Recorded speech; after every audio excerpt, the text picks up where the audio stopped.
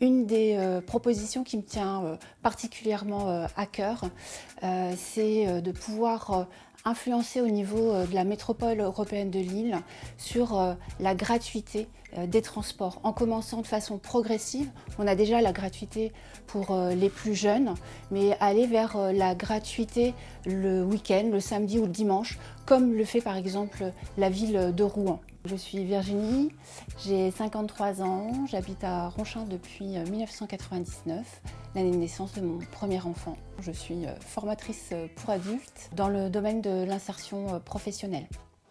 Pendant 20 ans, j'ai accompagné, entre autres, des Ronchinois dans leur recherche d'emploi et dans leur reconversion professionnelle. J'ai été adjointe au logement pendant un mandat. Ça faisait aussi un lien avec l'activité professionnelle que j'avais à l'époque dans le cadre de l'insertion. L'insertion professionnelle et l'insertion par le logement, c'est deux choses qui vont ensemble. Et c'est vrai que ça a été un fort engagement auprès des Ronchinois et je souhaite à nouveau m'engager auprès d'eux. Ce qui m'a séduit dans le collectif, c'est la coopération, le dialogue entre les participants par rapport à différents sujets, que ce soit la sécurité, la mobilité, l'alimentation, la petite enfance. Voilà, on a pu vraiment échanger, dialoguer, même si parfois on n'a pas tout à fait les mêmes idées, on arrive quand même à un point commun et à un engagement collectif pour les Ronchinois et les Ronchinoises. Cet été, j'ai failli mourir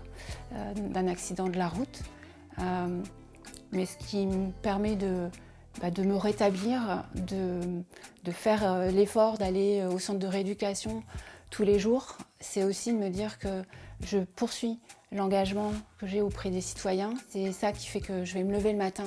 C'est au-delà de ma petite santé, c'est de faire en sorte que ce qui nous environne nous permette d'aller le mieux au niveau santé mentale, au niveau santé physique.